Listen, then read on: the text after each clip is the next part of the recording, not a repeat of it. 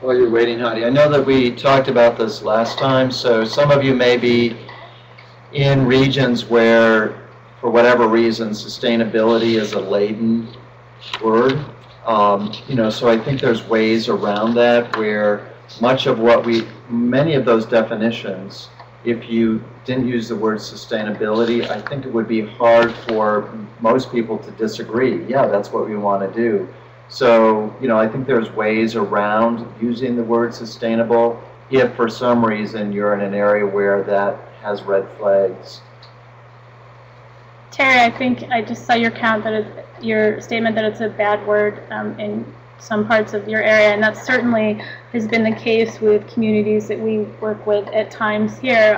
What I think is interesting about that, though, if you don't use that word but think about the tenets of it, I think that there's something there that everybody across all political spectrums can buy into and find common ground on. So I think it's really, sometimes we have these buzzwords that set off alarms, and I think it's, again, helping people understand the ultimate goal and getting past using whatever language it is that's accurate that we need to make that case. So, okay.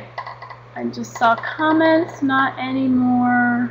Oh, Paulette, I thought your point, yes, about one size does not fit all is a really good point. And I think, again, one of the approaches that we'll talk about again or just revisit, I think what's key about that is it talks about, it emphasizes, I think, meeting people and communities where they're at. So a quote that I saw as I was preparing for this is that, sustainability is really, it's not a destination, it's the journey. So there's always ways, I think, to ultimately be more sustainable, but it's about striving to get there. So good points. Okay. All right. So we asked you to talk about some of the innovative ways that your communities are striving to be more sustainable. And the types of activities that you shared, some were on education, some were about involving citizens, engaging them, some were energy reduction in use, making our energy systems more efficient, and then using renewable energies. There was a few on water protection. There was land use conservation and protection, and that included farmland. I thought personal health was a really good point, and I would just say that it was some of the things that you identified were really interesting, and some were what I would call carrots, that you talked about things that were incentives to help folks make the community more sustainable, and at the same time you talked about a couple of canes in the sense that there were retributions if you weren't following certain mandates. So I thought that kind of thing, it was just a nice mix of things. The one thing that I want to say about this section, and we can talk about it more at the end of today before we go, but it occurred to me as I was reading through your stuff that it would be really nice to be able to share some of the details that you all provided. I really just am giving a summary. So what I'd like to propose is that I plan on sending out this section about what your innovative initiatives are and some of the things about the resources and partners that you'd like to engage. I don't think there was anything that I saw that would be a breach of confidentiality. So when people shared the names of their community, it was typically in a good way. If they were saying something that they were concerned and that their community wasn't moving towards sustainability, they didn't typically list the name of the community. So I will double check that. But what I'd like to say is that if you are okay with that, you don't have to do anything, but if you are not okay with me sharing what you contributed, please let me know by this Friday with an email, or actually you could even contact me just to the host right now in the chat box, direct something directly to me, and I'll make sure it doesn't go in, but I think you all would benefit from hearing directly from each other. So, okay. And that's a big part of this. It's really a co-learning experience. I mean, we do this all the time, and New York State try to set it up so communities learn from one another. So this is pretty exciting to have communities represented from across the U.S. being able to share information. So I think that would be particularly beneficial if there's an agreement to share that information. Okay. Sharon, I just saw your question. Can I print my homework and I do not have a copy? I can get you a copy of what you submitted. Just send me an email reminder. Okay. So let's talk a little bit about some of the details that you shared in terms of the ways your communities are striving to be more sustainable. Some folks talked about having a sustainability director position that they've created, or a coordinator to kind of oversee things. There's citizens councils that are volunteer councils most of the time that are environmental committees, and they're helping to direct the initiatives of the community towards greater sustainability. Some folks mentioned festivals, which I thought was really interesting, at least in terms of building, I think, camaraderie among citizens, but also focusing on some of the ways that the community is being more sustainable. Others talked about their strategic planning process, and some noted that in years past, the strategic planning processes didn't engage people at the level that they're starting to see people engage, like they're really taking that engagement piece more seriously and reaching out to all members of the community. Some shared rebate programs, which I thought was really interesting. This was from somebody in a more drought-stricken area, but they talked about providing rebates to community members who were landscaping their yards with drought-resistant plants, which I thought was a good idea, or using water softeners, and they were using those to decrease the salinity that was going into their water system. So I thought that was a neat idea. And then, so others, a big piece of what you talked about were education, and one of the, I think it was even a clerk's office, on every receipt that went out to a citizen, they used that opportunity to provide some information about their sustainability initiatives, which I thought was a great idea, because clerks are working with so many of the members of the community on a regular basis, and what a great way to say, hey, check this out. I want you to know about what this community is doing or how you can be a part of it. So that was really neat. Others talked about an exercise program, so getting people out walking or riding. Affordable housing, someone mentioned that they have really, and I think this goes back to Rod's point, they saw that as an important need, and they might be doing a couple other things, but it's really their focus now is to take the need for affordable housing very seriously and to address that need at this point. Others talked about, several of you talked about creating walking and biking trails. Others were talking about urban renewal initiatives in their downtowns and main streets. Farmers markets, and I said etc., but other local food system initiatives. Some I thought this was great, and this goes back to what Rod said about it's sometimes we've already used our spaces or our resources in ways that haven't been as good as they could be, and so somebody mentioned that it's not only that we're trying to minimize our development of open space, but we're really trying to make sure part of that is we're going back to land that's been developed but has been vacated, and we're making sure that we use that space first before we go out and develop more open space.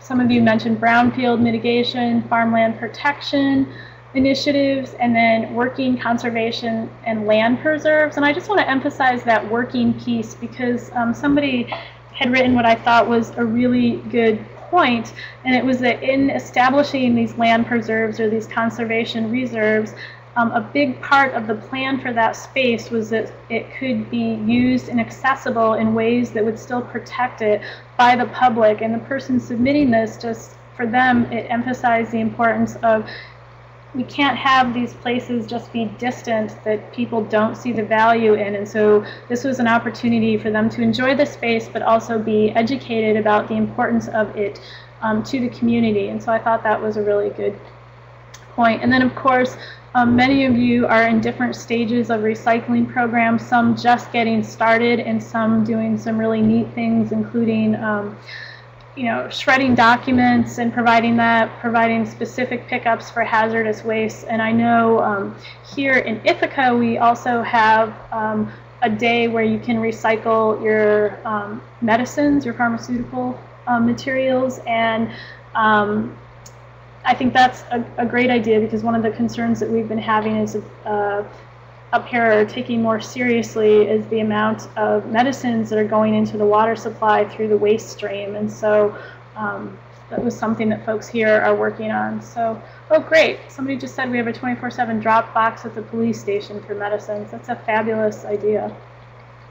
And then others are making it a point to ban plastic bags, but at the same time really providing cloth bags are another alternative. So again, kind of that carrot and cane piece. But these were great. It was just fun to hear about these activities. And again, there was just some really good detail that you provided about what was going on, and some really, you're doing stellar things in your community. So I want to make sure that we can get that information out to all of you so you can see what's going on. Here's a few more. So this was about the energy piece. There's LEED certification requirements. So some buildings that are going up in areas have to have be LEED certified. So again, for those of you who aren't familiar with those LEED certification, it's a certification based on your level of energy efficiency. There's also lighting, making energy efficient lighting required. And some folks noted, we'd really love to do it to the whole town, but we can't yet. So each year we're adding a little bit in each neighborhood and hoping that at some point, we'll be retrofitted with more sustainable lighting. I thought it was interesting to hear about electric vehicle stations. I didn't know folks were quite that far along. Eco-driver programs. Now this was a cool idea. There's an approach to help drivers, and they use a little sticker so that folks get noticed for what they're doing, but they teach kind of sustainable parts of what it is to be a driver. So, if you go over 55, you're using more gas than if you stayed within the speed limit. Make sure you have your car regularly maintained, and those kind of things. Your tires are inflated and that kind of thing. And once you're agreeing to do all of these things, you get this sticker that says, I'm an eco-driver, which I thought was very, very cool. So many of you talked about wind and solar, and then also using methane from landfills, which I thought was a great idea. So we have this source, this waste stream, but we're making sure that we're drawing energy off of that. So I'm trying at the same time to check out your comments, and I'm not seeing any questions, so I'm thinking it's mostly comments so far. But if I miss something, don't hesitate to type it back in and we'll make sure we get it. And then, of course, there was the stuff related to water, and stormwater runoff seemed to be a big issue for many of you. And I think those of us who have been through hurricanes in the last couple of years and longer can certainly identify with those issues. And there was a couple other initiatives to deal with water supply and water issues. So in my mind, as I looked through these different things that you shared, there were certain principles that I saw kind of being repeated through these initiatives. So many of you mentioned the leadership at your municipal level. You mentioned the importance of citizen engagement and the different ways in which you were engaging citizens, both through education and helping you plan for this kind of thing. Again, this idea that it's a journey, not a destination. So I appreciated that so many of you said, this is where we're starting. We want to get to here, but we can't do it all at once. And also meeting citizens where they're at. So trying to make this easy for folks and helping them to understand that it doesn't have to be a burden to be more sustainable, but can actually be enriching in certain ways. So again, of course, you in your different strategies, you emphasize the connection between social, ecological, and economic goals. So I'm trying to think of an example of that. There was one really good one, but maybe it was at a, I don't know, food festival or something like that. Oh, I know what it was. It was a day to support biking to work, and they had businesses sponsor, and I think we do that in Ithaca, stations so that people could stop and get a drink or a bite for breakfast or something on their way into work, but at the same time, the business had an opportunity to be marketing their business. And so it was a nice win-win in terms of supporting economic development while also supporting a more sustainable use of fuels, essentially, through the biking. You talked about building on local assets, which was great to see, and I mentioned the use of preserves, that people should be able to use them in sustainable ways and engage in that. And I think this was the biggest key for me, is somebody just mentioned, you know, boy, we've struggled. And I think it's important to recognize, as Rod said, that, you know, this isn't easy. It's not without contention. The community development process in and of itself is about engaging people, and I would make the case that when you engage people, you are going to have contention, you're going to have conflict. In my mind, that's a normal and healthy part of working together as citizens. The issue is how you deal with that contention, and hopefully you can address those kind of things in a positive and healthy way, and that's how we move forward. So I just appreciated the comment about struggling and that we're working on it. Heidi, I'm wondering, as you read through the material, did you see examples where a municipality is actively marketing what they're doing in some of these areas, either on their website, or they might be using social media, Facebook, Twitter, yes, to get the word out yes, about some of these initiatives? Yes, people did talk about that. I think I mentioned the receipts in one, and we will go through, not so much with this, but some of the websites that I want to share later are communities that have really taken sustainability pretty seriously, and they do all they can to share stuff. And in fact, one place that I want to show you, and we can actually see that on the web, but they actually have video clips of 2 to 3 minutes that they show in their local movie theater, which I thought was a brilliant idea, because again, it was building on their local assets. They've got a captive audience that's sitting there waiting for their movie to start. So instead of showing, or maybe in addition to showing, you know, what foods we have available in the theater, here, check it out and see what's happening in our community, and again, how you can be a part of it. And what I think is also really interesting, I guess I just lost my train of thought, was just all of the innovative ways that people were making those connections. Oh, and the other piece was that when we talk about some of the resources that you would draw on, a key piece of that resource for all of you, and which made me think about the roles again that you're playing, is just that education piece. And you saw key partners being people who could help you disseminate information and resources. So you saw Facebook and Twitter as a resource. You saw your news media as a resource. And so clearly you are all thinking about the importance of having people understand all of this and be educated about it. So. Okay, so we just wanted to take a minute and just a pause for reflection. And, you know, when you look at the activities that I just described, what does it tell you? Any thoughts, any reactions to what you just heard?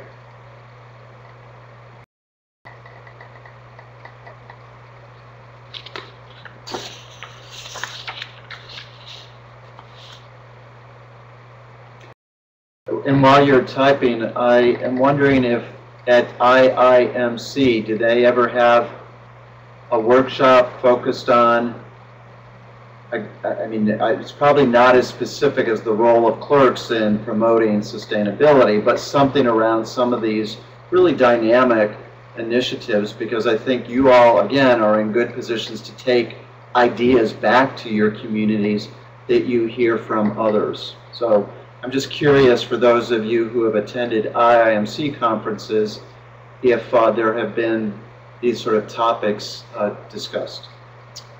And hopefully somebody will chime in that's been there, and maybe even our Anchorage participant was a part of that. But I did actually go on to IIMC's site, and they have had a session on sustainable communities, and I think it was somebody from Oregon and somebody from Anchorage that were presenting in that. So I sent that in the list of resources that I sent out to you before the class, and so you'll at least know what happened. And there was one, I think, in 2009 as well. So I'm seeing briefly some of these comments that are coming across, and I agree. There's lots of great things going on, and it's hard to believe how much is going on. It's exciting to see.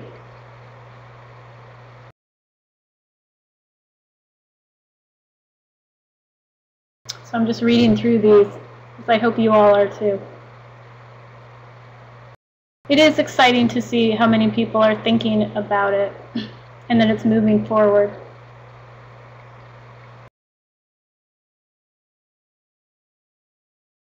Yep, there's still a lot to be done, and it can seem overwhelming, Wendy, good point, but I think it's, again, just about doing what we can and keeping things moving forward. And it's interesting because a couple of folks who didn't get the homework assignment earlier had contacted me in the last couple days, and I just appreciated their passion because they mentioned that it wasn't so much about the credits. They were pretty good with credits, but were just really interested in this topic and appreciated the opportunity to be thinking about those kind of things. So it's exciting to see people passionate about making this stuff happen. So,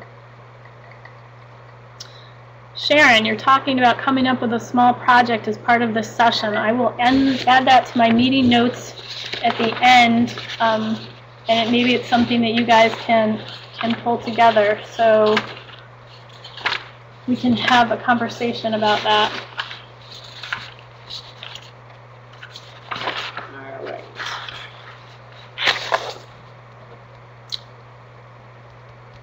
Okay, so I'm going to save this last question for the end as well, because we will bring this up. So, any questions or additional comments aside from the reflection piece that you have about this first part?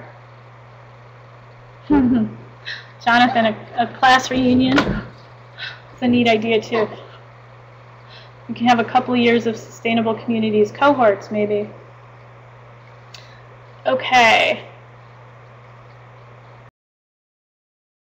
Celeste, great way of thinking about the power you have as a group and your function in local government. That's really the way we've thought about clerks at Cornell and their key role in the community. So, okay.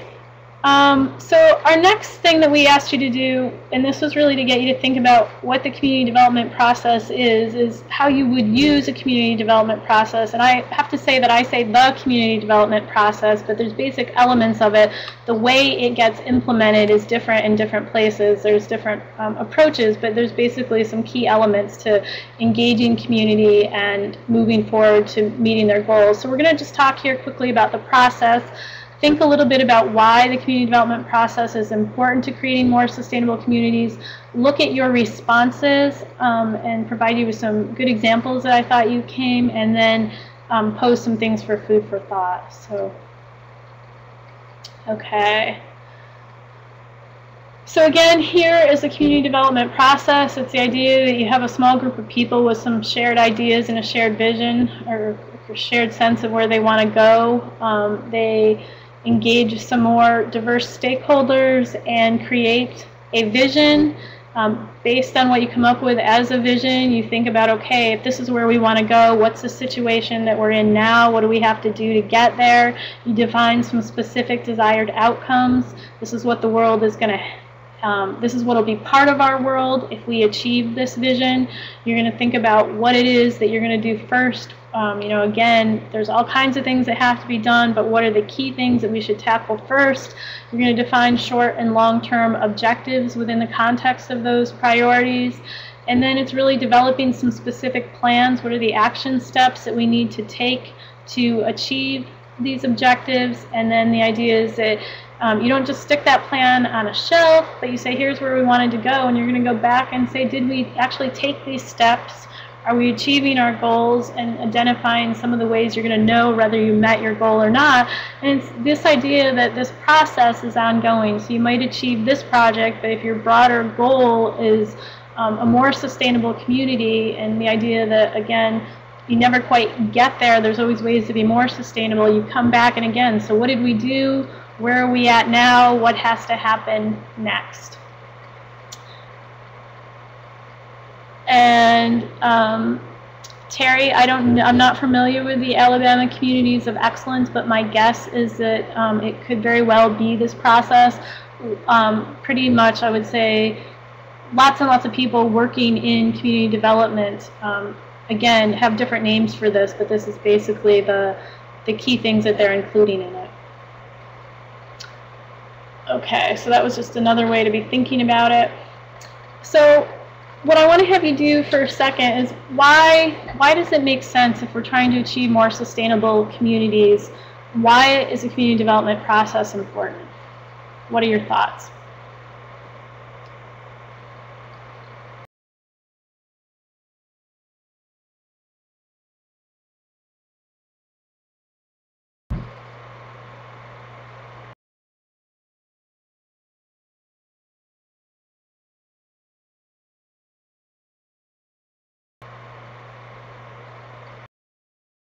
Terry, I'll have to contact you because I'd love to learn more about that certification process. I'm actually involved in something at a national level to identify those kind of resources, so that would be great.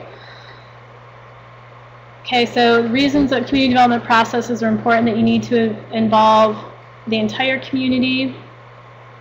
Yes, I think it's important that it's an educational piece that helps people buy into the concept of sustainability. They help define it and move towards their goals. It is a building block. The plan is really, really key in avoiding tangents. I think that's a good point, that not everybody has the same vision, but it's also trying to identify what can we come together on. Economic development is vital in community growth, and I would say, Wendy, you're right on, and I should be clear that the community development process does not preclude economic development. I would say, in fact, that community development is kind of the core or the key, the foundation of other types of development. So ideally, you're using the community development process to pursue a strong economic system, to pursue a good education system, to help make sure you're meeting the healthcare needs of your community. So, yep, being able to work through the process and revisit your vision is important. Having the guidelines to keep you on track, buy-in and support, helping you move forward. I think that's really key. You don't want to get lost in the process, but you're continually moving forward through it. And Heidi, I completely agree about the evaluation portion, because I think so many times we don't go back and check where we are. And I think what's really important is that we don't think about the evaluation piece from a negative perspective, in the sense of, oh no, I didn't get here, but it's more of an opportunity to say, why didn't we get there? We're committed to this. Is it because somebody else took it and did it and we didn't have to? Or is it because it really doesn't make sense the way we originally conceived it, and what can we do to still get to that goal, but we might have to take a different route? So really good point, Donna, about the untapped talent. I think that's big. So it's not just engaging people for engagement's sake, which is important, but the fact of the matter is, the more people and contributions you have to the process, the richer the process typically is, despite the fact that that can be challenging and time-consuming at times. So great responses to this question, guys. So here's just where I was coming. Having a committed and passionate group is key. That's forming that core group and taking leadership for bringing on others. There's a quote that I love that we've used in the Stronger Economies Together program, but a vision without action is a daydream, but action without vision is a nightmare. And I think that's really true. Sometimes we just start saying, oh, we're going to go get this done, and there's not really kind of an end or overarching goal that's framing what we're doing. And a lot of times those activities do turn out to be a nightmare. They're not connected to anything. They're just out there and not as effective as they could be. Broader group refinement and buy-in is absolutely critical, as you've mentioned. It helps people define what it is that they want, but then also buy into how they're going to get there. I think needing to know where things fit in the current context is really important, and sometimes, unfortunately, is what gets missed or skipped over a lot, that we don't always go out and get the data. So we have assumptions about where things are, and that's important, but we always want to do kind of a double check to say, does the data that we have really bear this out? Do we actually have to take these steps, or is it not quite as bad as we thought, or is it actually a different reality entirely? And then identifying your outcomes, knowing what you want to have when you're done, lets you set out a plan for how you're going to get there. And then prioritizing helps you manage it. And I think that's really key, particularly given the comments that you all have mentioned about so many different things that you want to have happen, and how challenging it is to do all of those things at the same time. And then, again, the evaluation and refinement helps you to stay on track.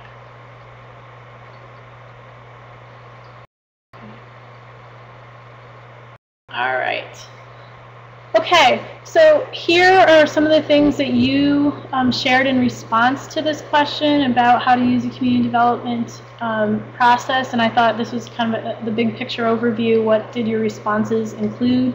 And you did a great job of recognizing the importance of engaging diverse audiences. You referenced young and old populations, rich and poor, public and private, multiple communities, so I thought that was fabulous. And actually it was interesting to me because through a lot of your responses, young people, school-age children, college-age children, you saw as a really tremendous asset and wanted to engage them throughout a lot of things that you were doing, which I thought was fabulous.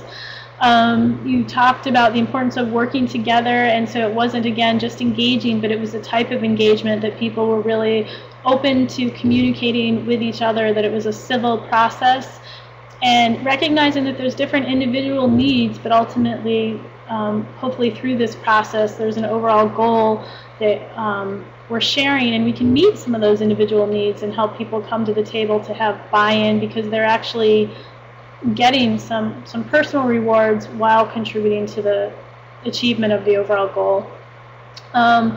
You talked about the importance of identifying short and long-term goals. You saw the plan as an important tool because it's a well-written guide that you need to follow, or ideally you are following as you go along.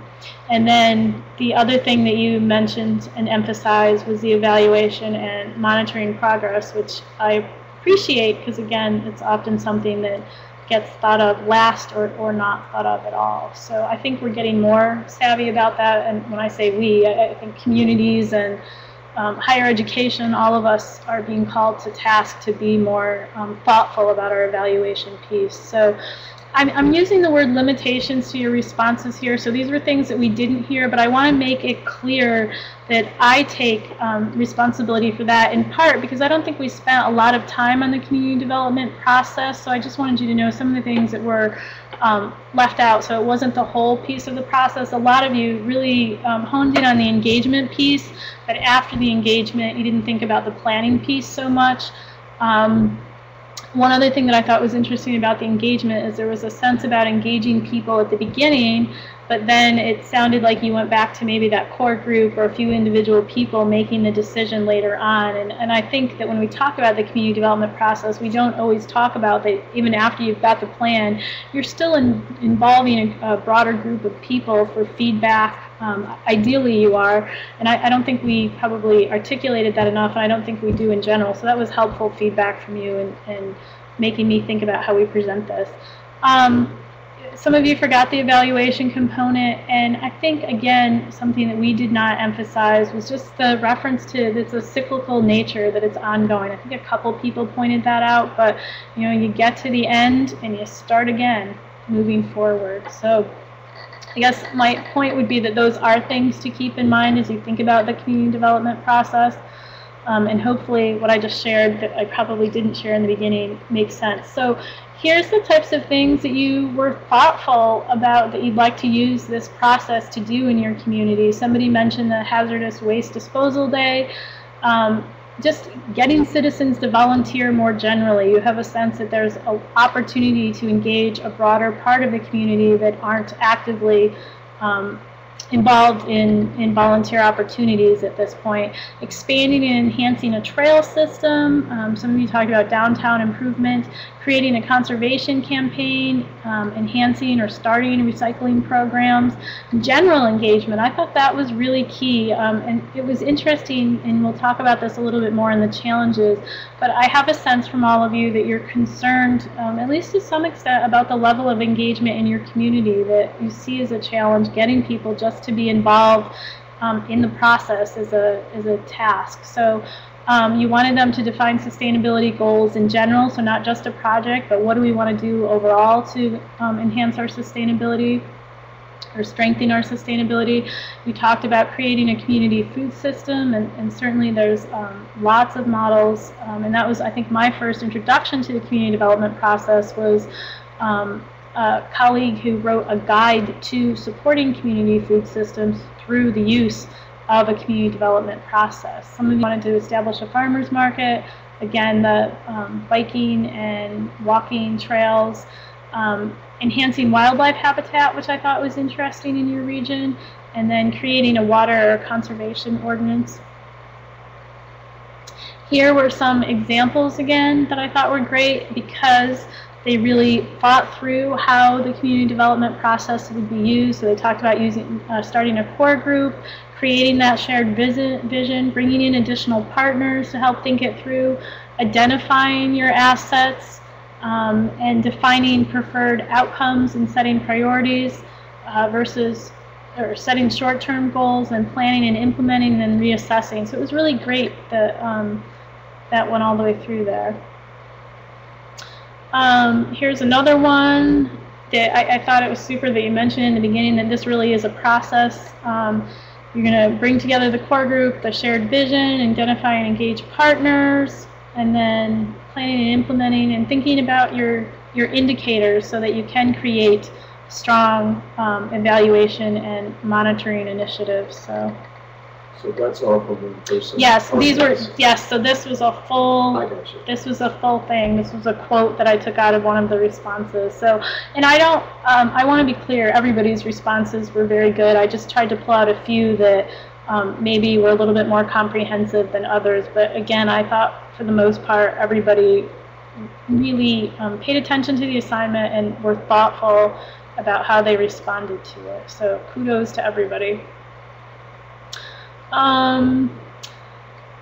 So I guess, you know, you just gave some thought to this, and I'm just wondering, now that we've gone back and reviewed the community development process and you've thought about some of the things you'd like to do, I would just encourage you to go back and start laying this out. How could you do it in your community? And I want to emphasize that you don't have to think about yourself as doing it alone. Not in every state by any means, or even definitely not in every community, but there are also staff affiliated with Extension and maybe your planning department that are skilled and trained in using a community development process. So you may have resources in your community that can help you take this process and achieve some of the goals that you've identified. If not, you know, you can certainly use it in general if you want to delve into a project and thinking about, you know, who are your partners that you could work through with this? Where are some of the assets and the resources? So that's part of your situational analysis. Where are things right now? And then it's good, I think, to be thoughtful about the challenges like you were in this process, because challenges will inevitably arise, but if you're thoughtful about what might come up, you're in a better position to be proactive about addressing them. So I'm seeing lots of things come in the chat box. I'm going to pause for a second and look and see what we're saying.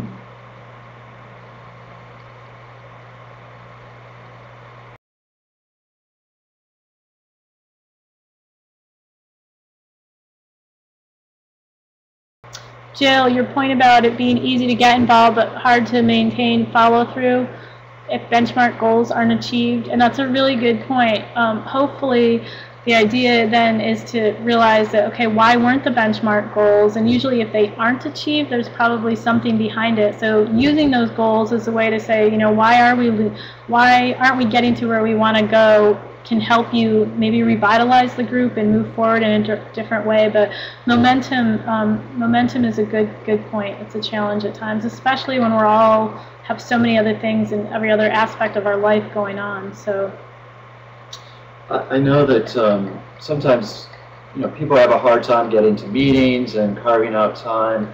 So you might think about where people are already congregating in your community, and if there's just a simple poster where they can put a comment in a box, like at a post office, or if there's a grocery store that you're in a smaller community and a lot of people go to. So think about the opportunities where people can give some input in really simple, easy ways. Celeste, that's really exciting to hear that the class helped you think about your project more. So thanks for sharing that. And congratulations again, too. Okay, what I wanted to have you think about, and we touched on these, but what are some of the challenges that are associated with using the community development process? You have mentioned this as we've gone along and we've identified them.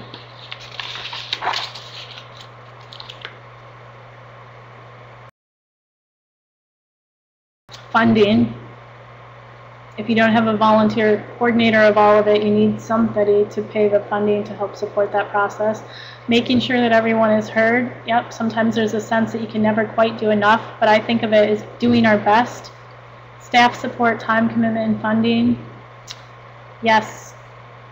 Continued interest, reaching goals, getting cooperation from people to stay involved, bringing people together.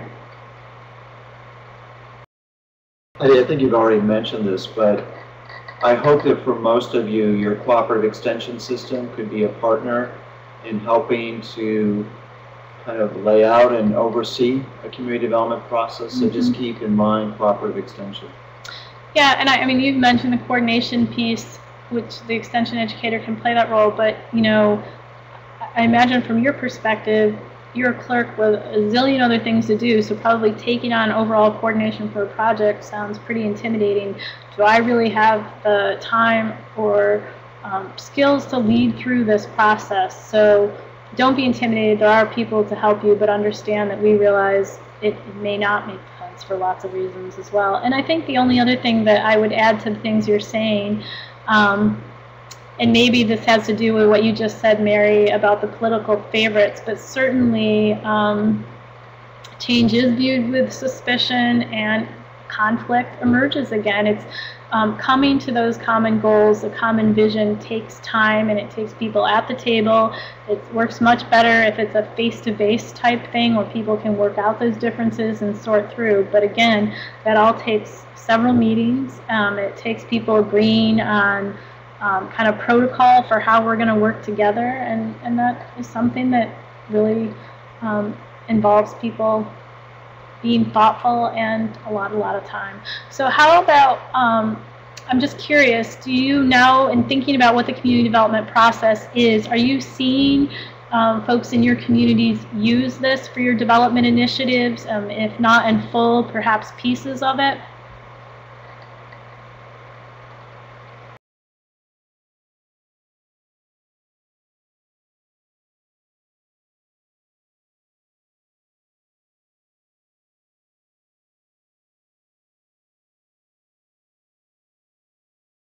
A few pieces of it are being used.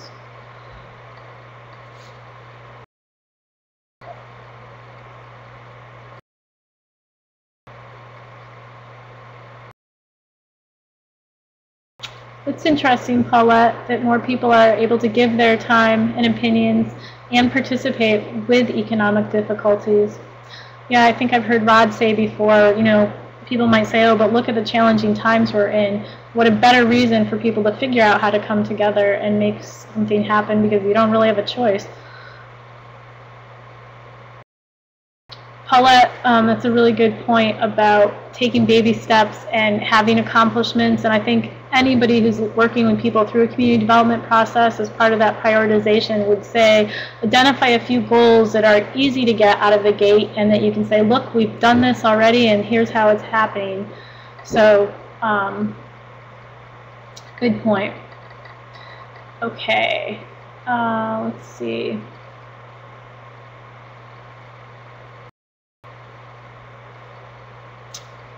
community, people have a tendency to participate only after their input is helpful. That's a good point. And I think, you know, it's also seeing a return on investment. So if you're not seeing that you're making a difference or feeling like it matters that you're at a place, then you're going to be less inclined to be a part of it. So going back to those wins are important as well.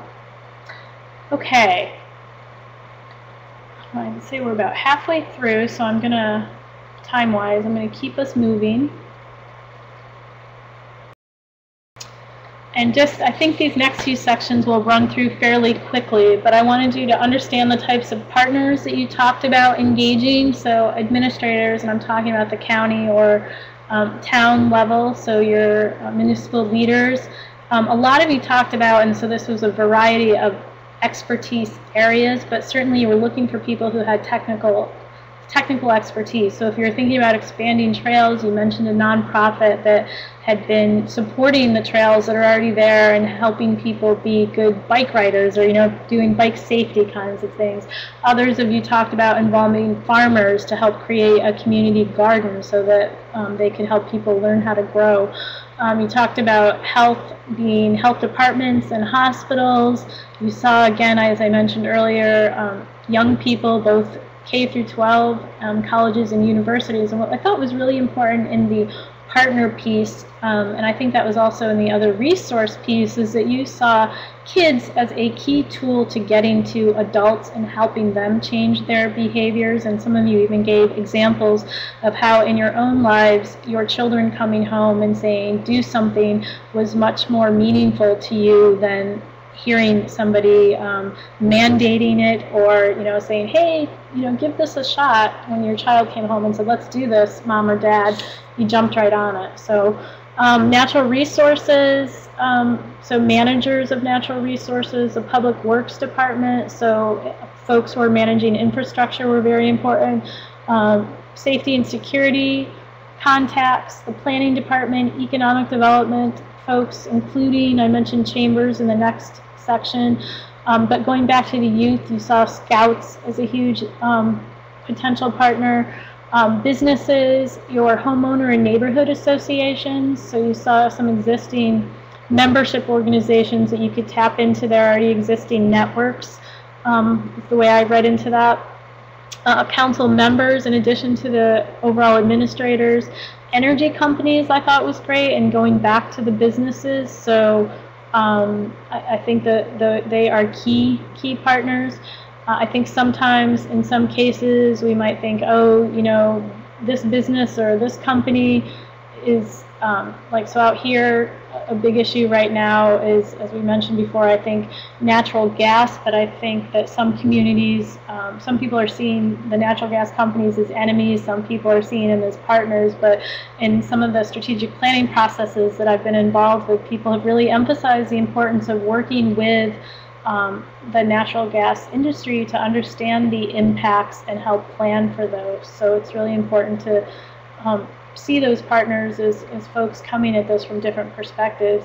Extension, senior citizens, cultural centers, and then also land developers.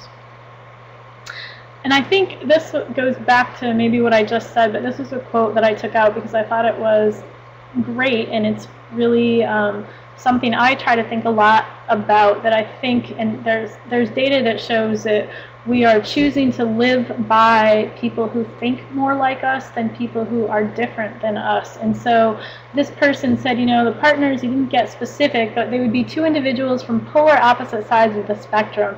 I think I would have a better chance of being successful. And your point was that they could work through differences and have a conversation that could hopefully get buy-in on both sides. And so I thought that that was something that we could all benefit from that thought process. So again, it might not be easy, but it's important.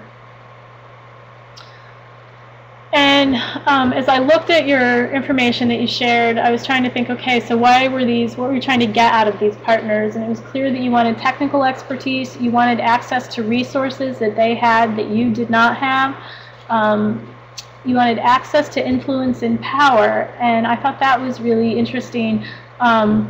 But, you know, how we define power might be very broadly. So it might be a politician, but others of you mentioned a farmer. And so the point being that if you had a lead farmer in your community who was well respected by other farmers, you thought working with that person could help you get access to other folks and maybe get their buy-in as well. So those key players are important to think about broadly. You wanted access to information that you didn't have, so you're looking for these partners to provide that. And then again, this access to outreach venues. How are we going to communicate about this project, and who can help us do that? Okay. Assets. I just wanted to, I'm going to just remind you of our community capital framework. And this was the idea that in vibrant communities, those are communities that are supporting, strengthening, developing, utilizing the assets in all of these different areas. And we talked about the meaning of those. And so as I saw it, I framed the assets that you identified, and in fact some of you did that as well, in terms of these types of assets. So I just wanted you to, just to remind you of the community capitals framework. And then, so what are some of the assets? So in terms of natural capital, you talked about having a beautiful landscape that you had drawn, a region with extreme natural beauty. You talked about prime farmland. You talked about rivers, other types of water. You talked about land preserves. You talked about wind and sunshine as being key natural assets that you could draw on for your goals. You talked about cultural capital, so some of you mentioned the diversity of the population and saw that as a really, that you had a really, I took it, diverse population in terms of ethnicity and maybe nationalities, an immigrant community and a large community of many different nationalities, and thinking about what all of those different groups could add to the process.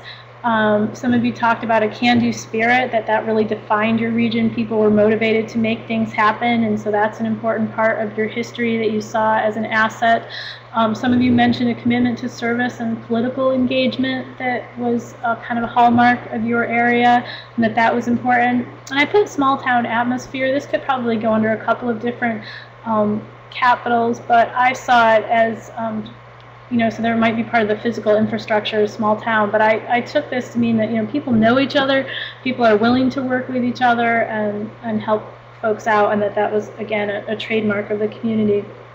In terms of human talent, so this is kind of knowledge, the ability to make things happen. You talked about talent in general, that there was a really talented community. You talked about good local leaders who could get things done.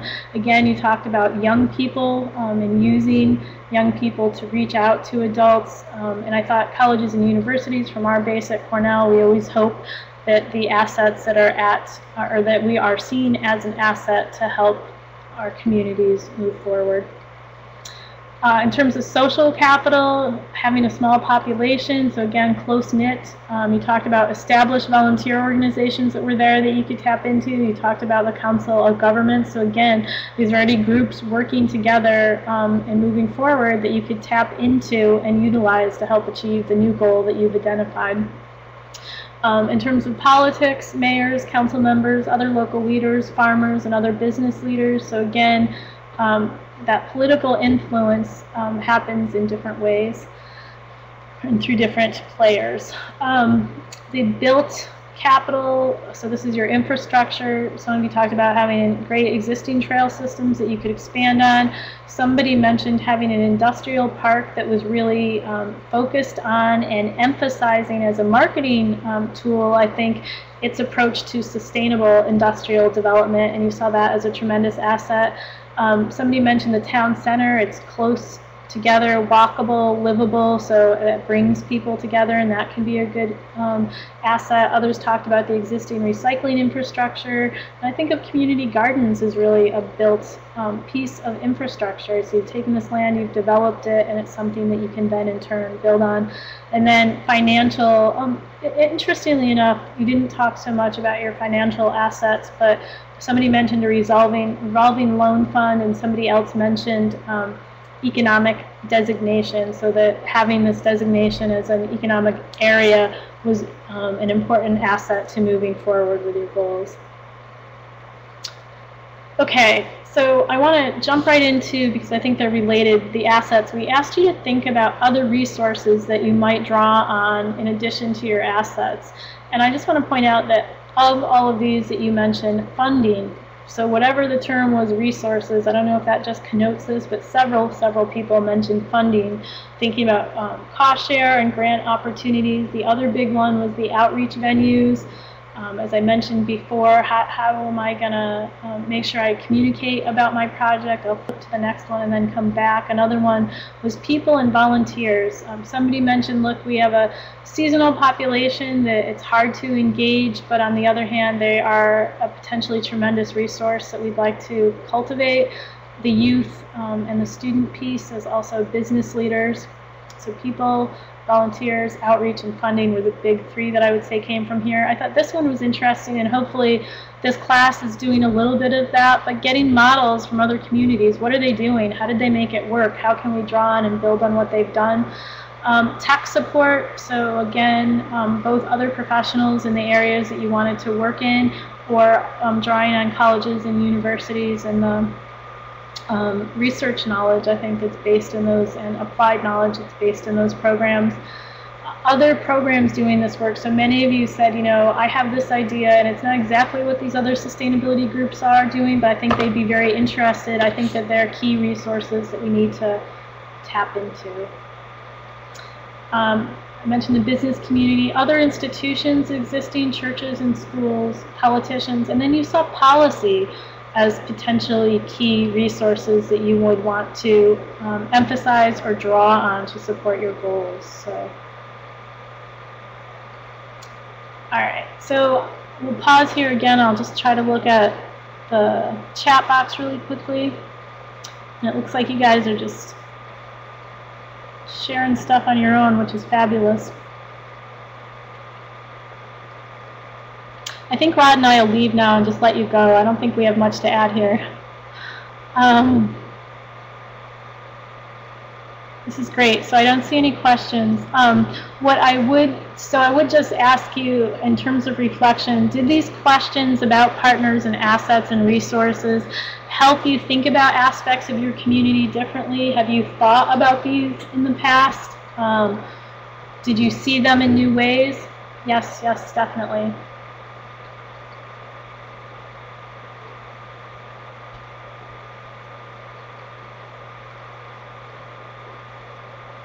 Saw them in new ways. Oh, great.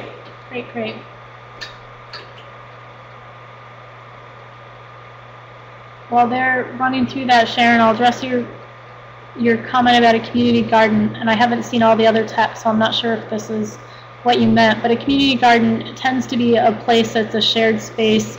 It could be donated by someone with private space, or it might be a public space, but that people are given opportunities to have their own garden space for them, and a lot of times there's a component with it's that resources from the garden are sent to food pantries or that kind of thing. I don't know if that helps.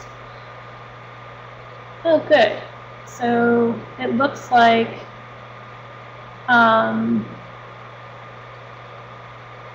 this has been helpful. So great. And I will just say, you know, this is something that I teach people how to do this kind of thing on a regular basis, but I always find it very, very useful for me to go back through and do this kind of thing when I'm in any sort of situation, because just, I think, taking the time, it's not that this is, I guess, what some people would call rocket science. This is that we just don't typically think about these things this way. And so when you take time to be deliberate and to think, you know, what do I have in my community and how might I put those different resources together, you really find that you have tremendous resources and assets that you hadn't thought of. So I would just say you're not alone in using this. I certainly find a lot of benefit in doing that kind of thing on a regular basis. So, all right.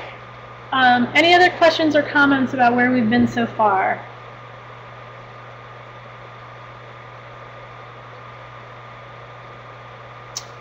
Okay.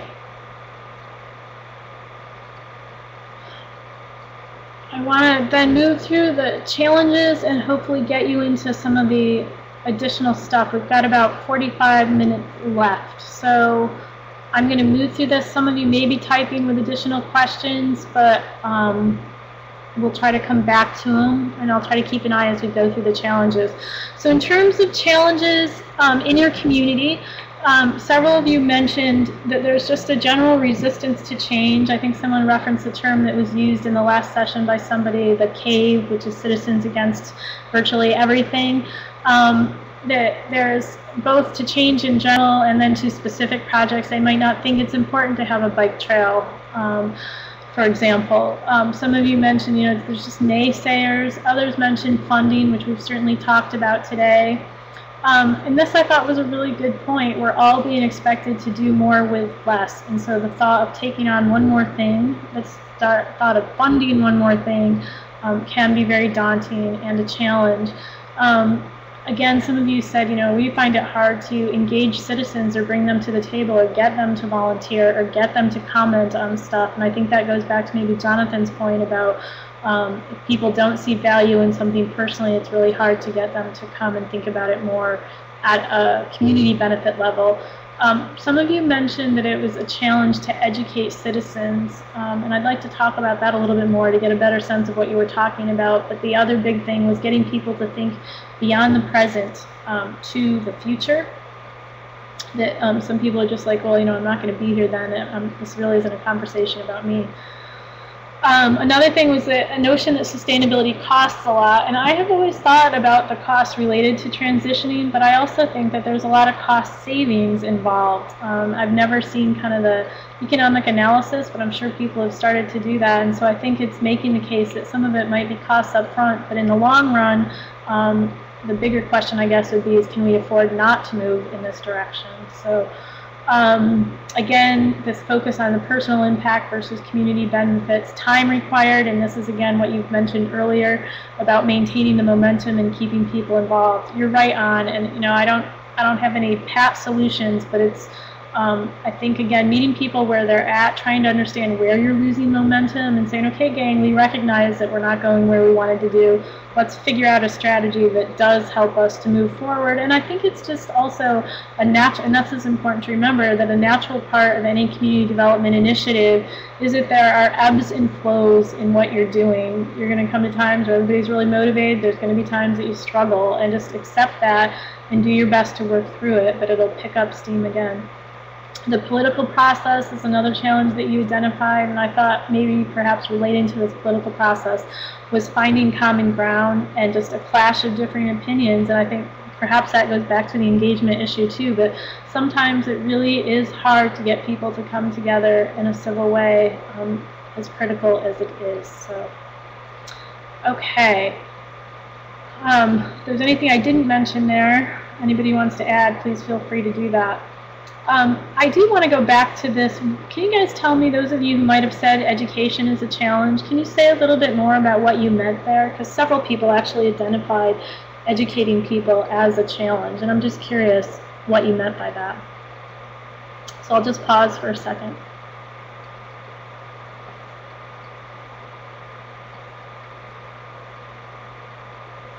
Sally, thanks for telling us about the cave dwelling.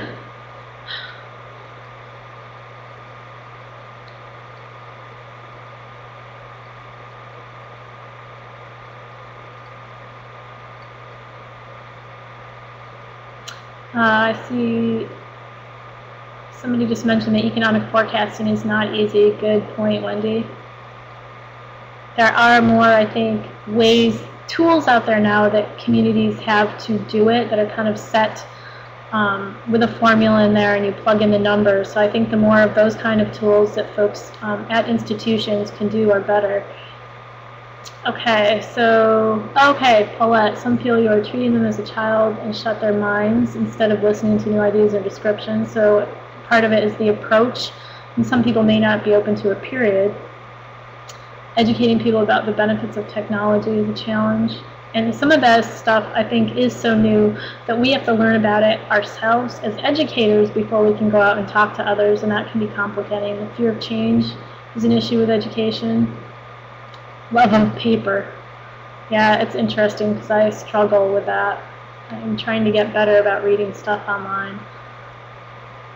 Possibly appeal to the needs of people. So yeah, I would say, Carol, meeting people where they're at is really important. A common thread, they'll listen. Again, I think that's part of meeting people where they're at. The approach is key. Good point, Valerie. Lack of time to participate in the education process is a good point. People don't understand the need. That's interesting. I've had that issue with this with people before, or I didn't know about that. Yeah, well, I think, Dawn, your point is that there's information overload out there. We get stuff. I mean, that's one of the things that everybody's like, are you on Twitter now or LinkedIn professionally? And it's like the thought of having to deal with one more source of information is both absolutely thrilling and absolutely scary, because I don't feel like sometimes I can keep up with it all now. Oh, good point, Susie. The fear of not having the right information. So that can be a challenge when you are in an educational role. You want to make sure you have your facts straight to be able to direct other people. Good point. Okay, these are really helpful. Thanks for clarifying that. I was trying to understand that a little bit more. Okay, so the last question I want to ask in this section that I think is just, I pose this for you to, what do you think? But I think sometimes that when we think about a challenge, we can think, oh, this is out there. How can we possibly overcome this? And in fact, I would argue that sometimes these challenges can be opportunities. So if somebody has been adamantly against something, or one of the cave people, as we're referring to them, but we can get some sort of buy-in, so we meet the challenge, we get them to find that common thread and move forward, it can be an opportunity to connect them to the community in ways that they haven't been connected before, and engage them with additional support. How about others? Do you think that challenges can also be opportunities?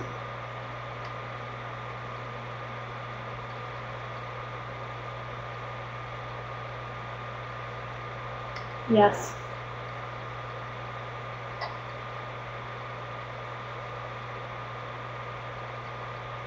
Oh, good point, Paulette, about letting people know you didn't know it either, but it's been a possibility or an option for you to learn, and that you can do it together. Good point. And I think that opens it up, or is equalizing, and maybe addresses the issue of having people feel like they're being talked down to. So that's a really good point.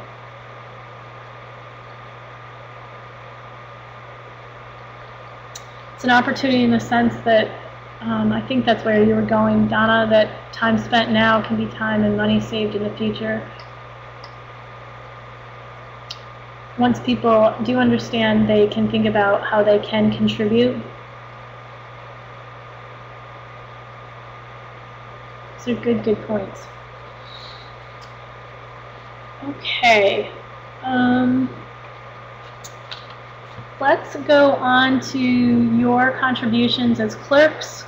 So these are the things that you said, in this process, as I'm thinking about leading a community development process to encourage greater sustainability and my role in helping my community become more sustainable. These are some of the things that you saw as roles you would play. Many of you, and I appreciated that, mentioned leading by example. For example, you're making sure that you're doing things in your office. So for those of us still using lots of paper, you're cutting down on that. And several of you gave great examples of how you're doing this, so that you are making sure that you're not printing copies of everything. Everybody's receiving it online now.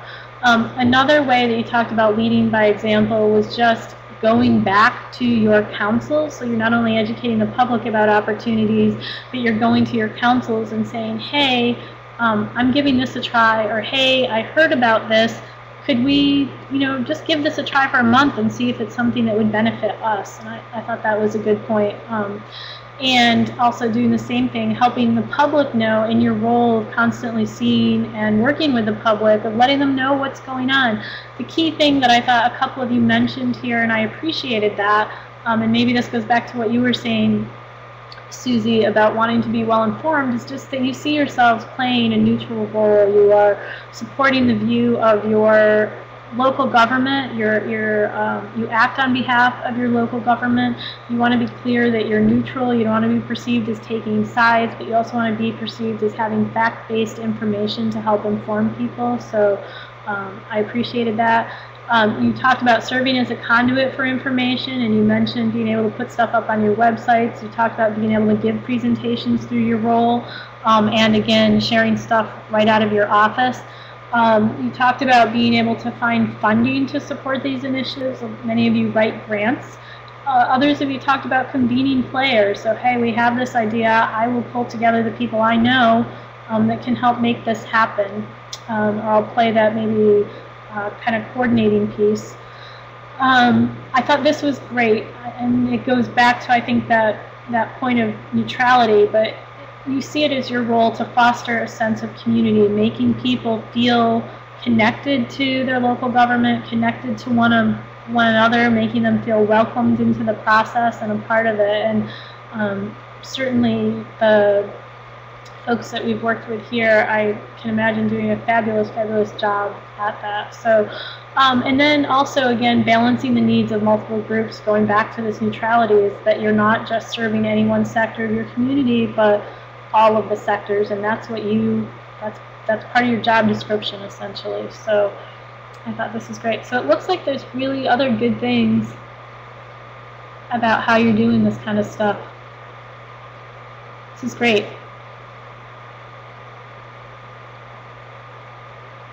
Valerie, I appreciate the point about meeting people one-on-one, and sometimes that's helpful.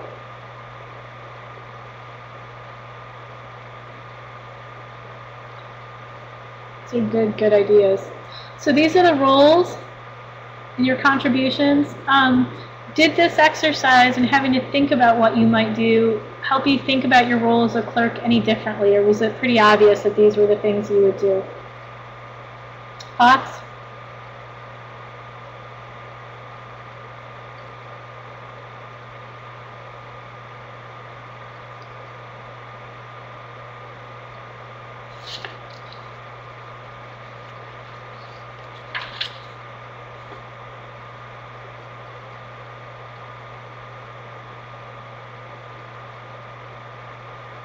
Some we already do, some you'll consider doing.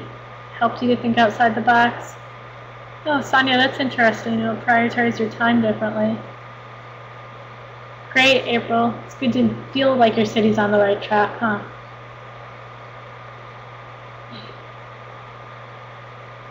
Carol, it's a good point. I hope it isn't overwhelming in thinking about the duties. I mean, this is really what folks saw themselves doing or potentially doing, but I would just say that we realize it might just not fit in there, or that you hopefully can think about what you're already doing and how you can use what you're already doing to achieve some of these goals. Help thinking about becoming more active.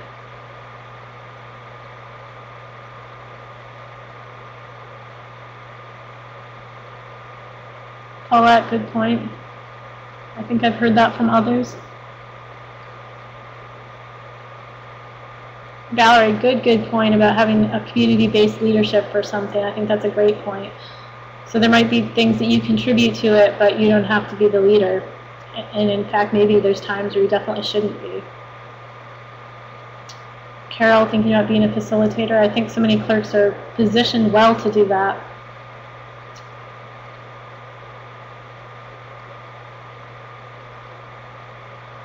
Okay, education is key.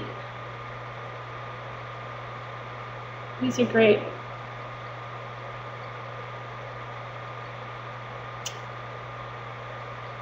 Good responses.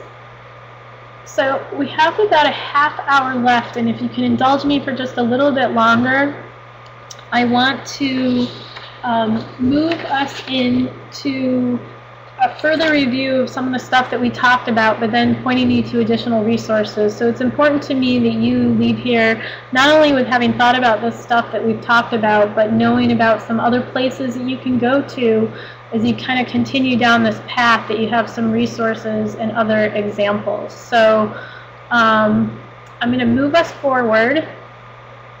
because we've got a lot of websites.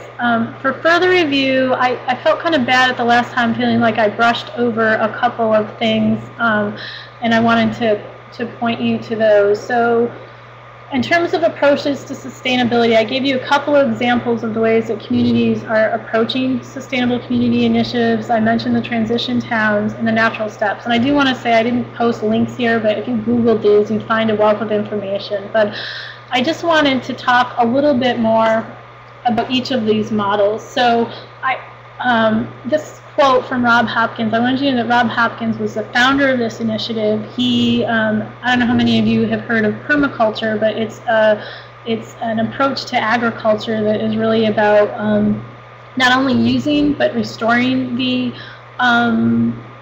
soil as you use it. So it's very big picture, thinking about the long-term health of your soil as a base. And so he really came up with this transition model. He was based in Ireland. He was an educator at a college there. And he started this in 2005. So if you think about it, this is really only 7 years old, which I think is pretty amazing. It only came to the US in 2008, so it's been here about 4 years. I just went on their site, and at this point, they've got 117 initiatives that are pursuing official initiatives, so some others are considering it, but those who have actually signed on at this point, there's 117 of them, and you can see them. There's links to it if you go onto the transition website. I think one of the key things from my perspective about this approach is, again, what we've talked about today, but it recognizes that there's really lots of levels at which sustainability is pursued or is created, that we have responsibilities at different levels. While its focus at the community scale and its real emphasis is on making sure that communities are planning ahead and that they understand that they're going to be further ahead if they are proactive about this. It also, and I mean, I guess the other maybe unstated thing is that the assumption that it's coming, that there's peak oil and climate change happening, and that we have to be prepared for it, and that we will be better prepared by being proactive about it.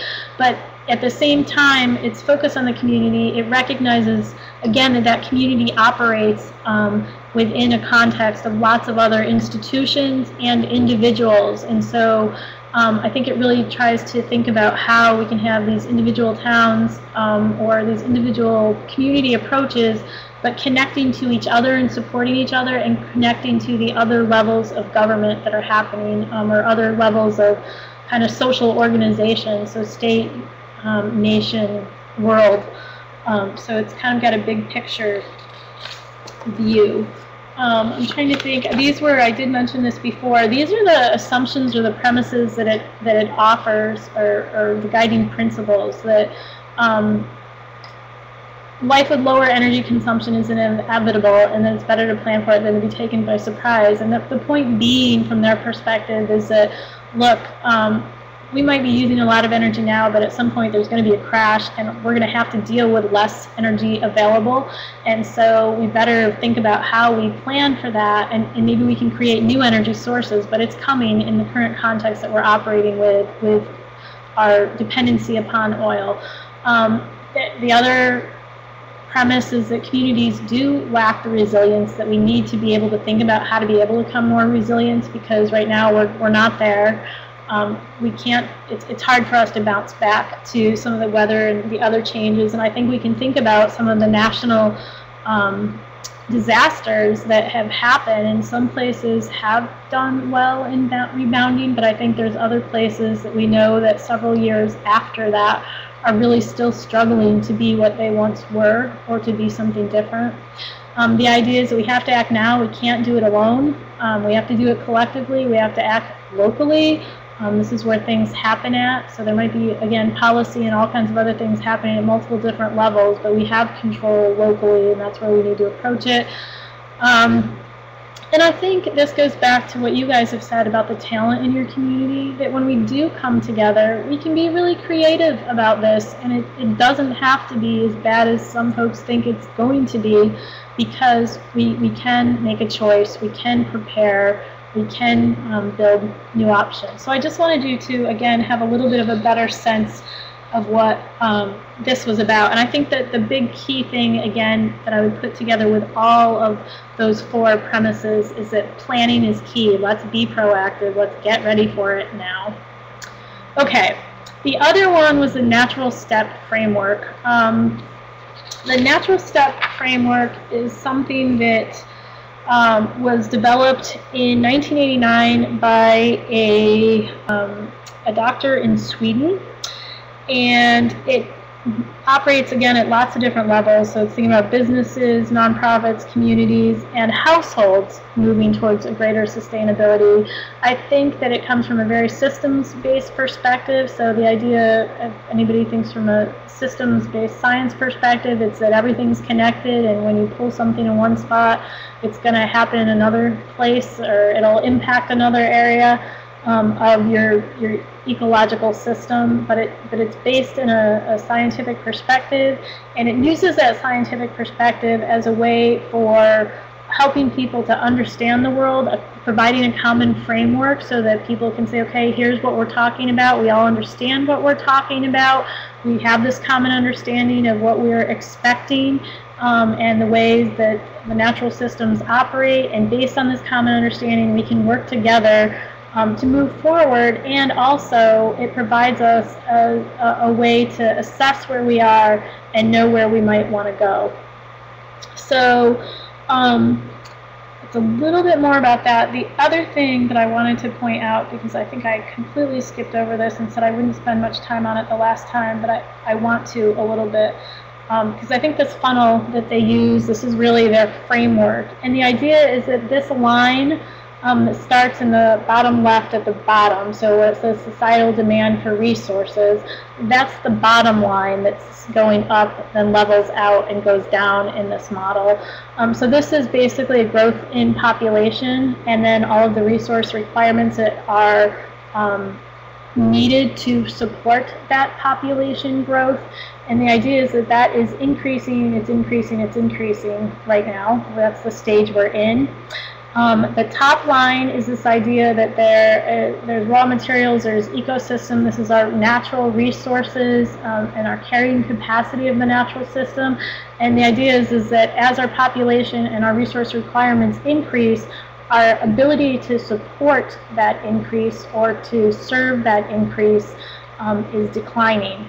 And this idea that there's a margin for action. So at some point, if we don't get things straightened out based on this funnel perspective, those 2 lines are going to meet, and the funnel, the margin for action, is going to close. We're not going to be able to make a difference at some point. And so they're saying we need to take advantage while we still have time, while that funnel is still open, we need to act and make sure that the ability of make sure essentially that those 2 lines are running parallel to each other, meaning that our draw on resources is in line with the ability of our ecosystem to meet that demand.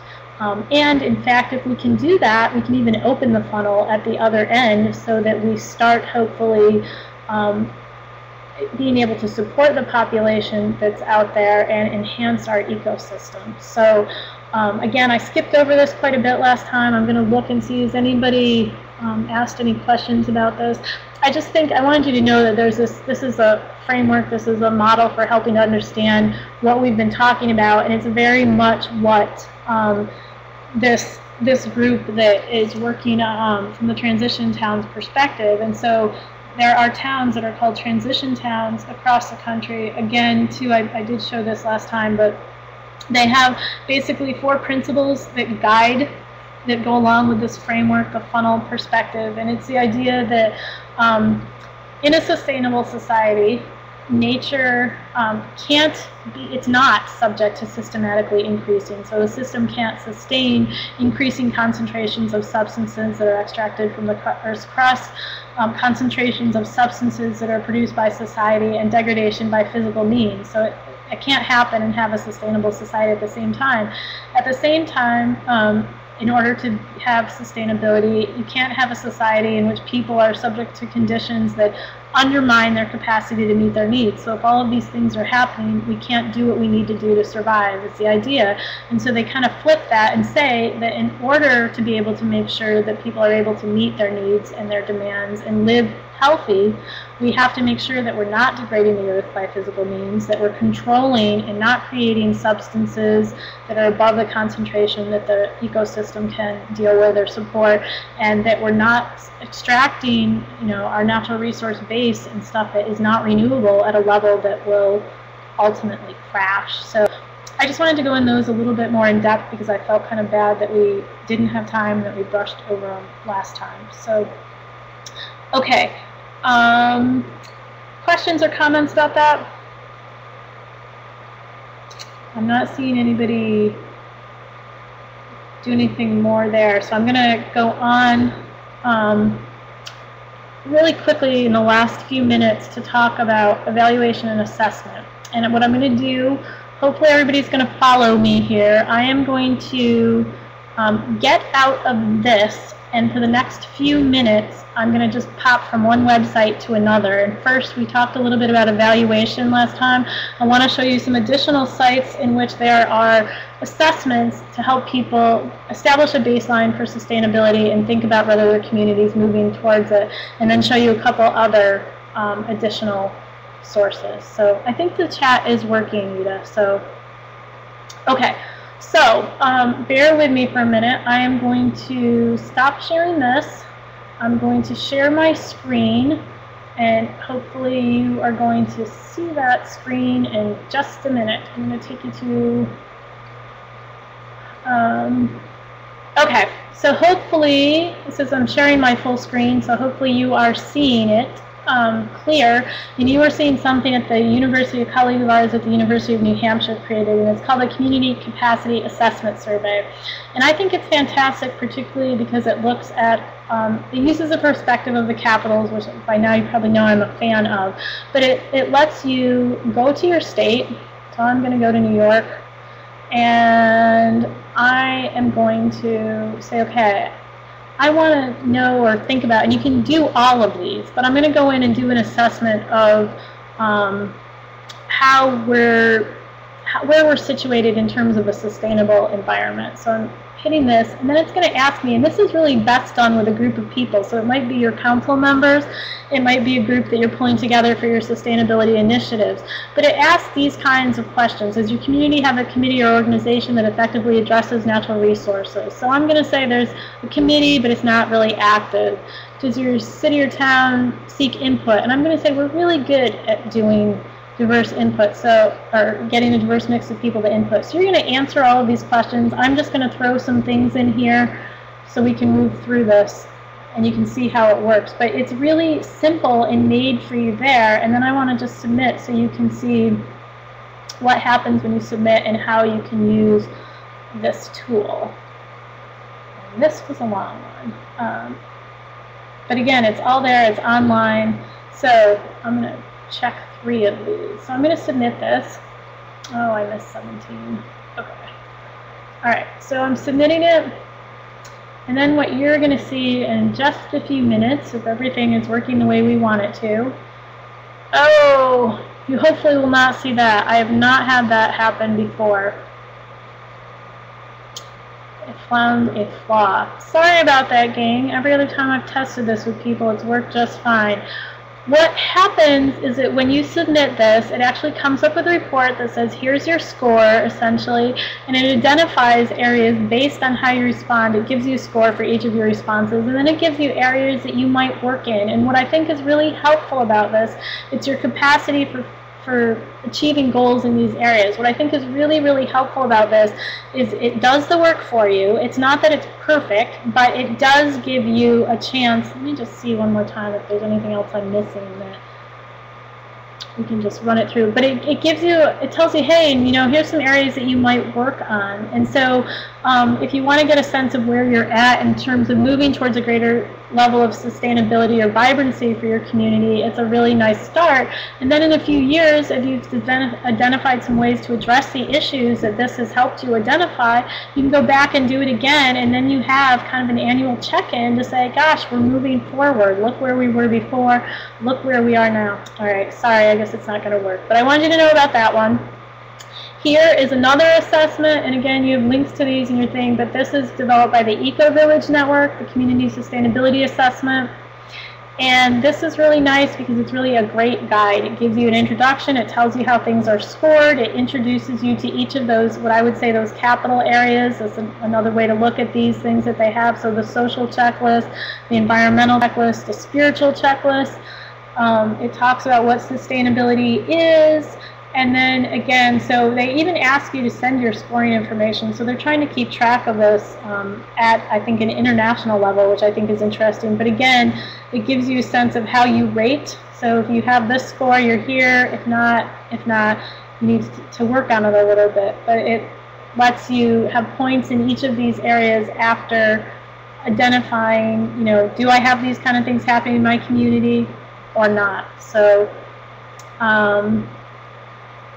it's just a checklist. So again, you can think about where you're at this point and where you might want to go. So that's just another example. I'm going to flip through these quickly. The University of Wisconsin Cooperative Extension has also created one, indicators. So these are nice because they're actual, I think, indicators. So how are you going to measure where you're at? And they say this is an evolving list, but for example, it talks about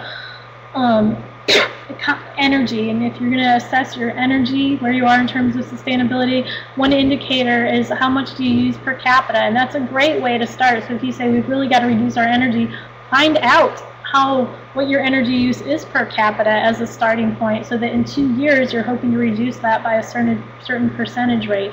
So this stuff would be things that you could use in your kind of assessment stage of your analysis stage of the community development process, where we really want to get to these goals, but where are we now? How much do we have to do to get there? So I just want you to be aware that there are resources out there that can support your efforts of that. This one I thought was interesting, and I want to be clear that I'm not promoting any one of these. This was just one that I saw. My understanding is that Sustainable Measures is actually a for-profit, maybe consultant group or something, but they do have some free resources, and this can help you understand about what indicators are related to sustainability. They also have, I think, an online training program that's free, so if you want more on this kind of thing, or somebody that you're working with wants more, think about this resource. Okay, I wanted to then go back and talk to you a little bit about Lisa, let me just get out of this for a minute.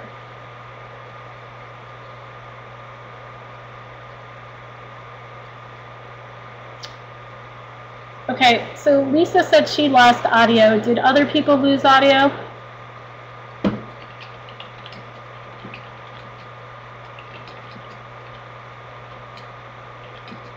Okay. Sorry then to break it up. I just didn't want to be going and talking to myself. So Lisa, I'm sending you a message, and then I'm going to go back to sharing my screen. So let's see if we can get you back there. So I wanted to give you an example of some more sustainability plans. Great, Lisa, glad you're back with us.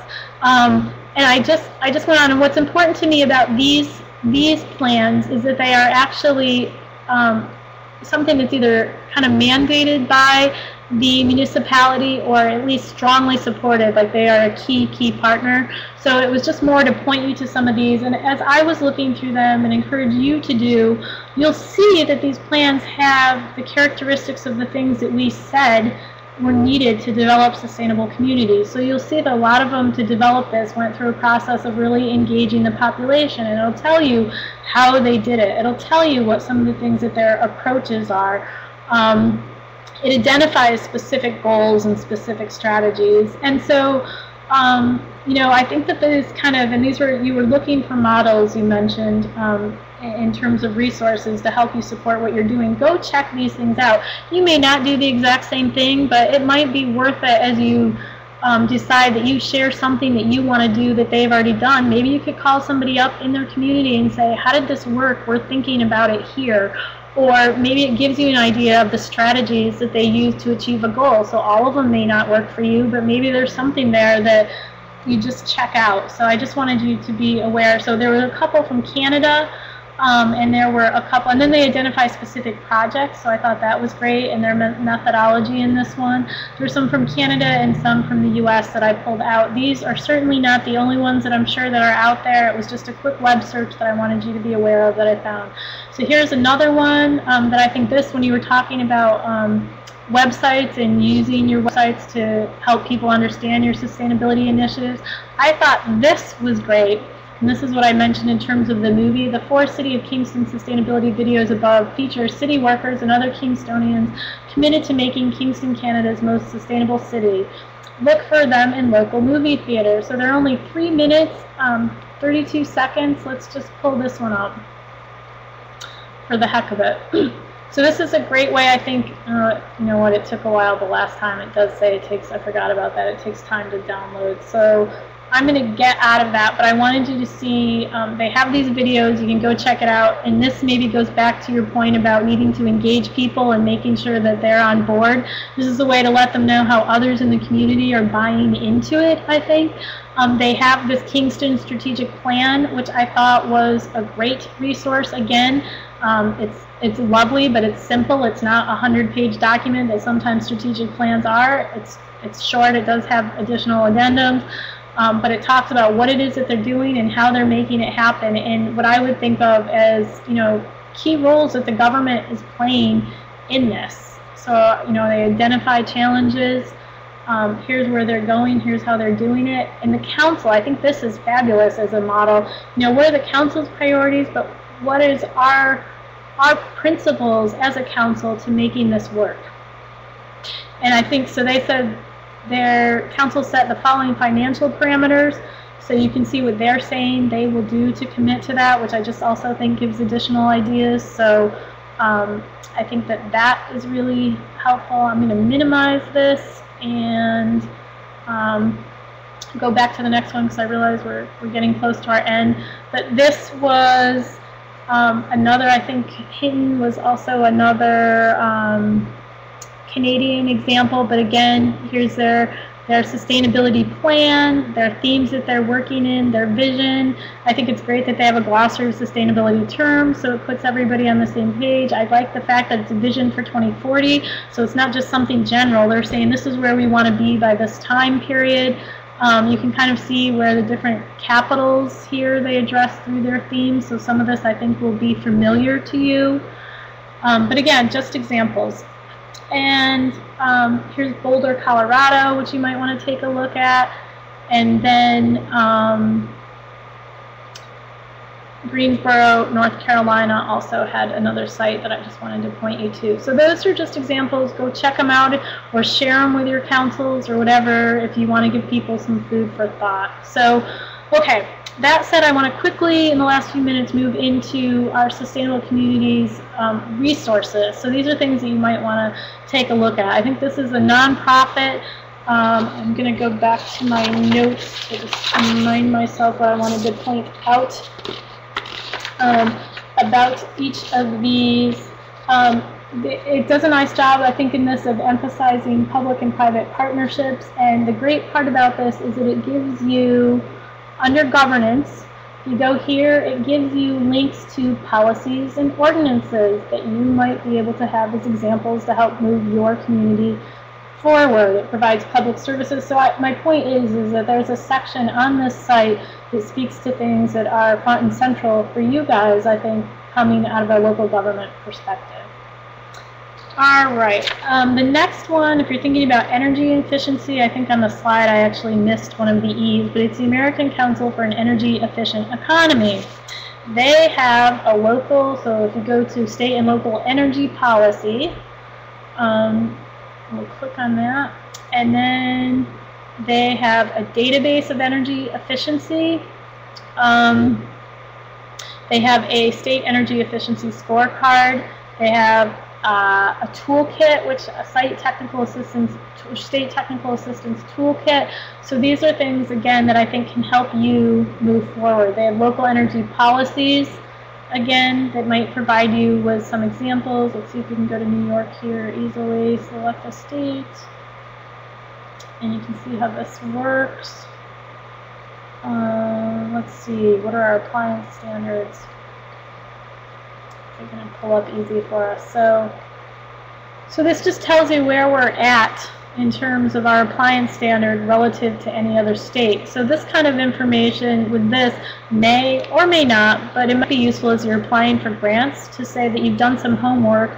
Here's where we stand right now based on being part of the state. We're a little bit better just on what we know about our community than what we think our state is, but gosh, over here in California, they're doing a whole bunch better. We need this money to get up to that speed or something. But I just wanted you to see the different resources. It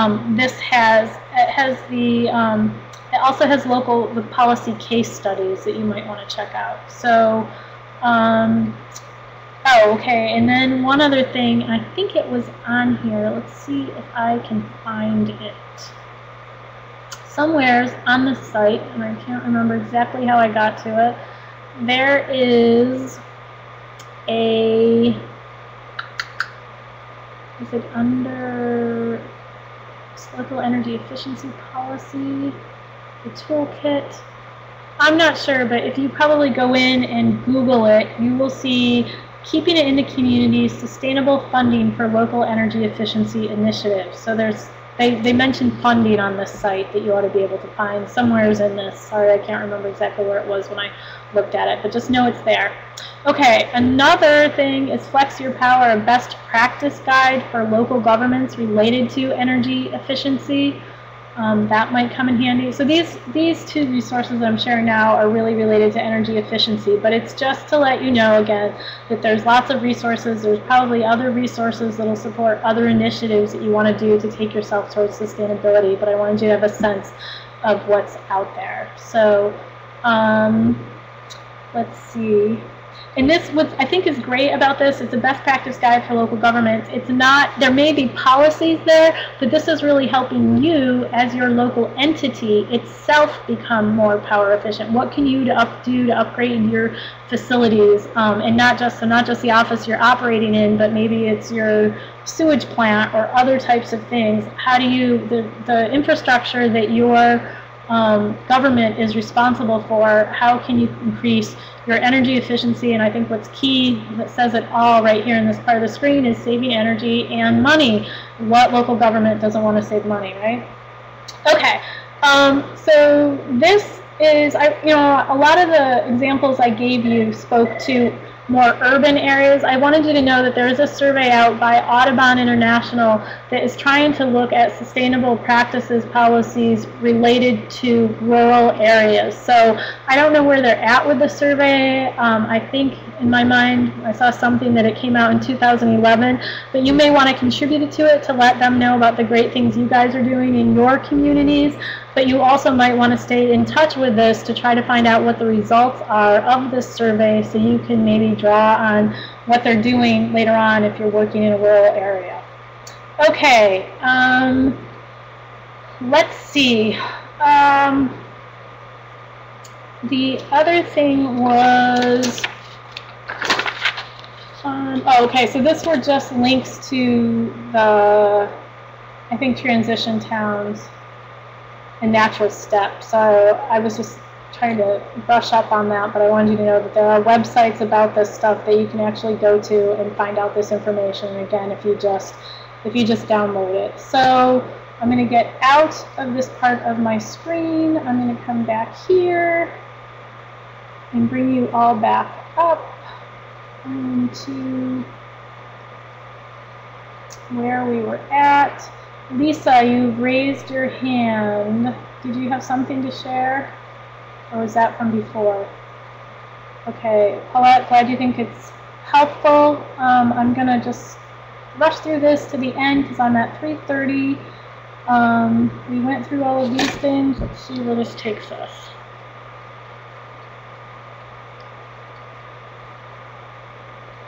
Okay, so just remember, if you do not want examples of your innovative activities shared, please contact me ASAP, but by the end of the week, because otherwise I'm sending it all out as is. I'm not going to edit it unless I see something that obviously says something that's expressing a frustration that might be related to your community or something. I'll make sure I delete any identifying information then, but otherwise it's going out as is, and that way if you've mentioned your community's name, somebody can get a hold of you if they want to know more information about what you're doing. So remember that. I'm going to send you a link to an online evaluation. It is something that IIMC requires us to do, but it's just tremendously valuable for us to hear from you about, what worked with this, what didn't work.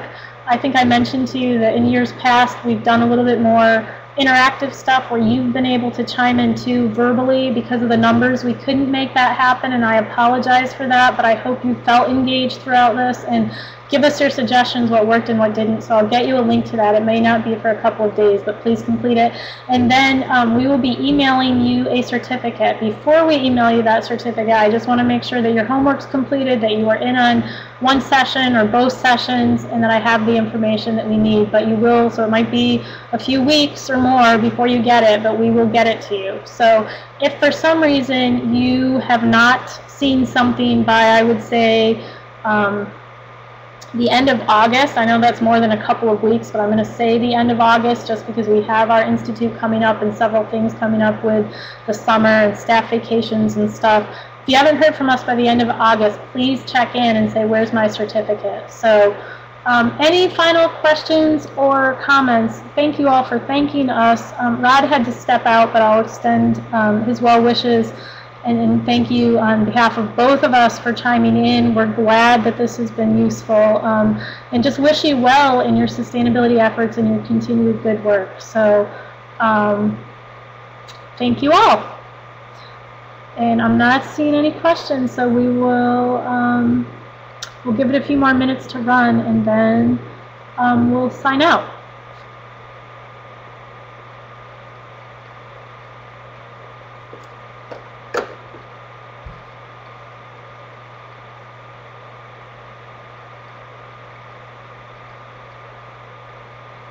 So Jonathan, you asked when other certificates coming out. I'm not sure how long it'll be, and maybe you heard all this and your question just got put off because of the number that are coming in. But it will be, I said if you don't hear from us by the end of August, let us know. It'll just take some time to process everything, and I don't do all the processing. So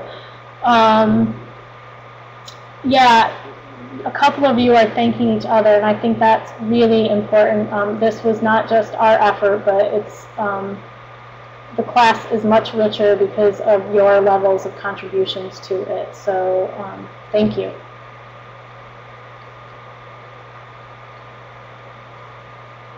Okay, I am unmuting, and again, I'll leave it going for a couple of minutes, but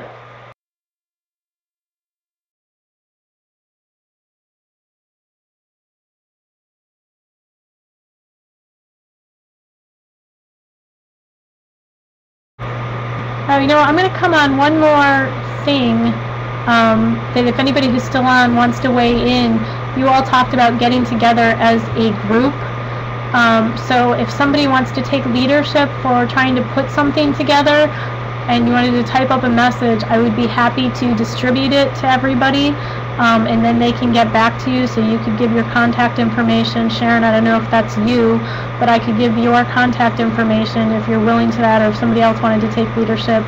I can send out a note to everybody and they can get back to you if they're interested in doing something together. So, and Sharon looks like she's typing something now, but okay, so I will share your email address and you guys can take it from there.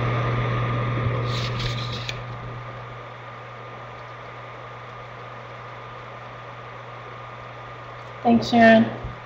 Okay, everyone, take good care. Thank you.